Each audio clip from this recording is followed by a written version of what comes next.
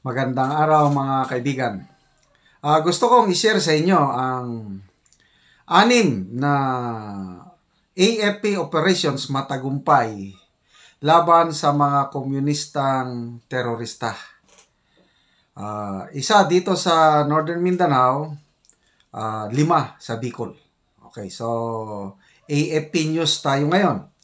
Una, dito sa Quezon, Bukidnon, nagkaroon ng enkwentro versus mga komunistang rebelde at kasundaluhan ng 48th Infantry Battalion, na kung saan ito masakit.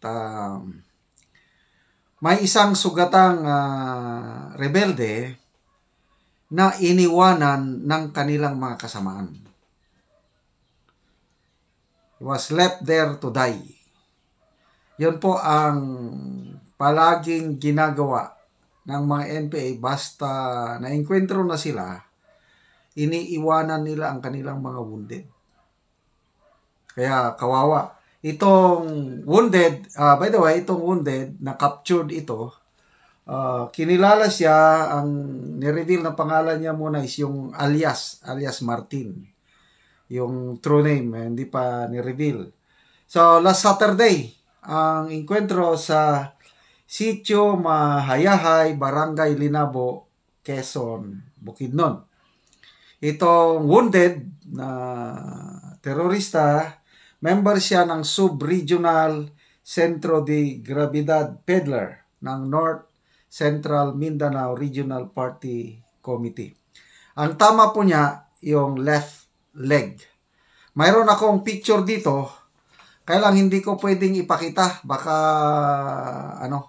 pagbawal ng YouTube yung mga gory pictures ng mga Maalala ko, nung nasa active service pa ko, sa aming area of operation sa Caraga region, that was 1996 or 1997, enkwentro. Maraming nadali na rebelde, takbo ang mga rebelde, tapos may naiwan na minor de edad. Babae, pangalan niya Jelen Dayong. Nakunan ito ng picture, si Jelen Dayong, umiiyak. Nasa tabi niya ang kasamahan niyang lalaking rebelde na patay. So nung makita ko yung picture na yun, naawa ako sa minor de edad, si Jelen Dayong. So, naging sensational yung kaso na yun, na i-publish sa iba't ibang mga mainstream media yung litrato ni Jelen Dayong. So, to make the long story short, tinulungan ko itong si Jelen Dayong nung naka-recover na siya. Dinala siya sa ospital sa Cagayan de Oro, Camp Evangelista. At nung gumaling na, inadapt ko as one of my own anak at pinaaral. At nung nakapag-aral na yon, ipinasok ko ng sundalo. Ngayon, na siya? Master Sergeant Jelen Dayong na. Ito po yung isa sa mga success stories ng Armed Forces, paano i-rehabilitate itong mga rebelde na either nagbabalik loob or nasusugatan sa enkwentro at tinutulungan ng kasundaluhan. Ang dami na pong mga rebelde either nag-surrender o na-captured na naging sundalo na ngayon. So itong si alias Martin, nandun pa siya sa Quezon, Bukidnon. Baka any time mai-transfer siya dito sa mas magandang hospital sa Cagayan de Oro. Okay, ito naman sa Bicol. Iparinig ko na lang yung balita kasi nagawa nila ng balita yung 9th Infantry Division na naka-assign sa Bicol.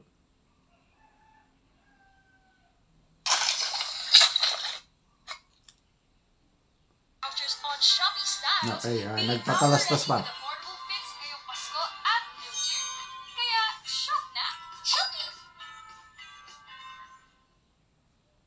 Muling nauwi sa enkwentro sentro ang paggalugad ng sa Bicol ito Infantry Battalion at Philippine National Police sa lugar kung saan posibleng dumaan ang nagsitakas na mga miyembro ng New People's Army kasunod ng dalawang inkwentro sa Sorsogon nitong Linggo, Enero 14.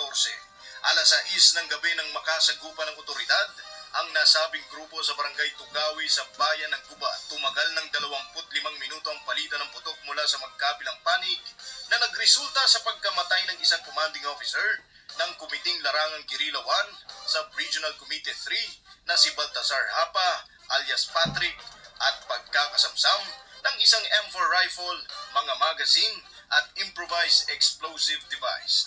Una nang nakaenkwentro ng tropa ng gobyerno ang armadong grupo sa bahagi ng Barangay Sangat sa bayan ng Gubat.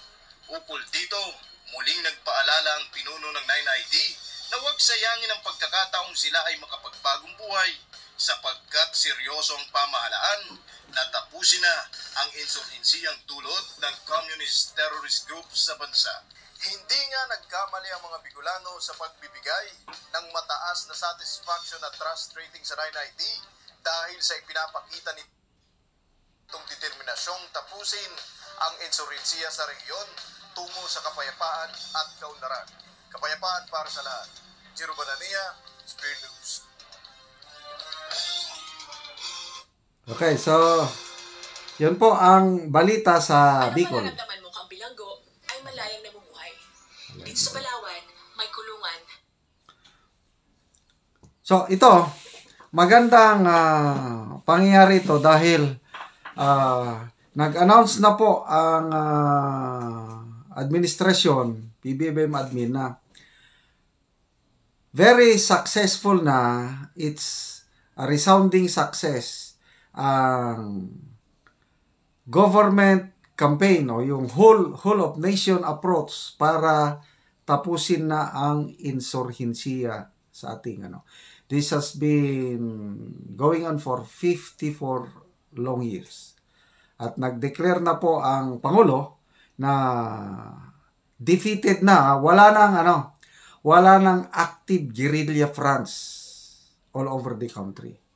Ang guerrilla front po composed of mga series of municipalities, 4 or 5 municipalities, kung saan nandyan yung presensya ng mga NPA.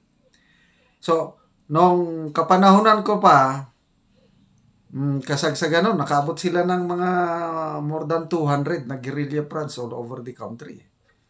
Ngayon, wala na. Wala nang active.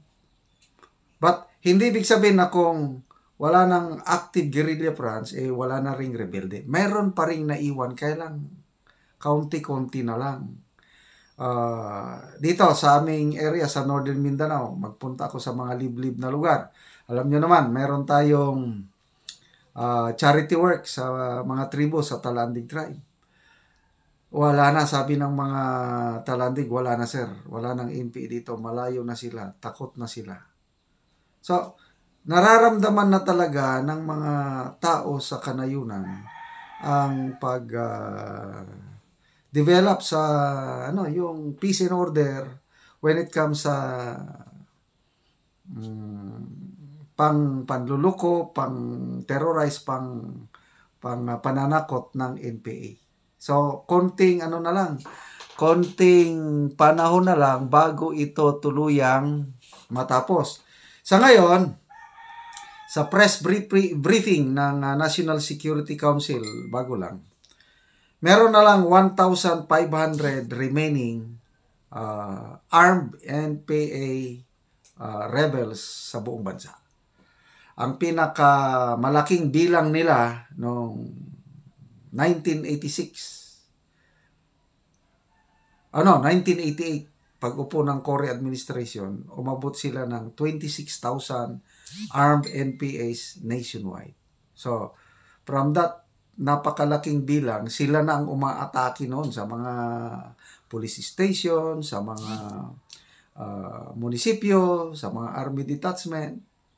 Nasa strategic stalemate ang tawag noon. Talagang head-on na. Salamat naman at ngayon, wala na.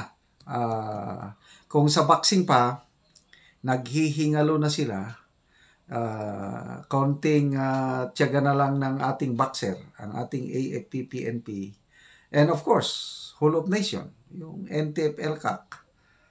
Ang AFP-PNP, sila yung right hand o supported by NTF-ELCAC yung pagbibigay ng socio-economic intervention para ma-address ang roots of insurgency. So, konting panahon na lang, magkakaroon na po tayo ng kapayapaan para ang Armed Forces of the Philippines mag-focus na po sa external defense. West Philippine Sea, ano pa ba na mga foreign invaders na lulusob sa atin, yan na po ang focus ng ating kasandaluhan kasi patapos na po ang local communist armed conflict.